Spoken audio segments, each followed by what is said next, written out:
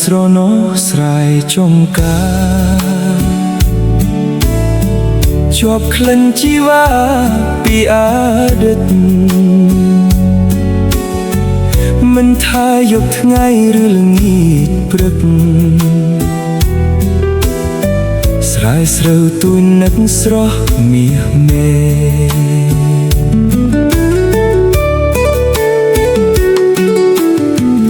តែដល់ឥឡូវមិនឃើញថ្លៃ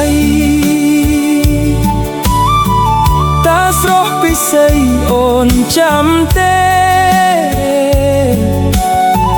រូបបងនៅចាំ100ឆ្នាំខែពាក្យពេចន៍មានស្នេហ៍ធ្លាប់សាច់ចាថាអូននឹងវិលវ័យថ្ងៃមួយអូនអើយបងចាំអូនឥតលហើយស្រែនេះ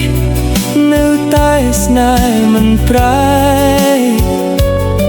ខ្យល់គួចទឹកហូរលើភ្លឺស្រែតែគ្មានមាសមេដូចថ្ងៃមុនឡើយឥឡូវពីលពៅនៅទីក្រុងឆោមយំមិនចង់មកស្រុកស្រែ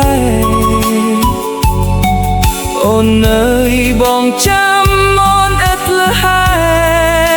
យពេលនេះដល់ខែច្រូតហើយស្រី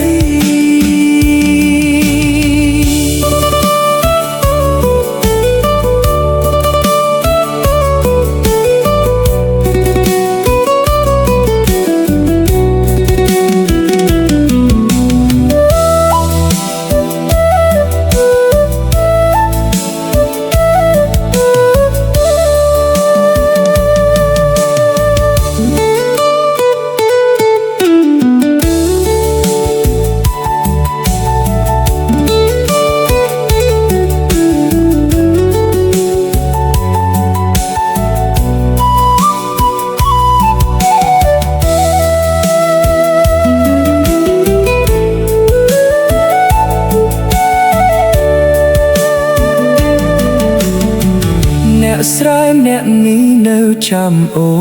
ន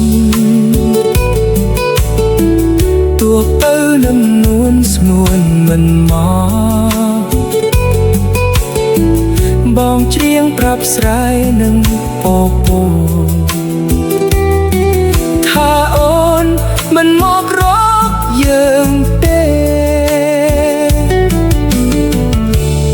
អូនដឹងទេអ្នកស្រែម្នាក់នេះនៅចាំស្រី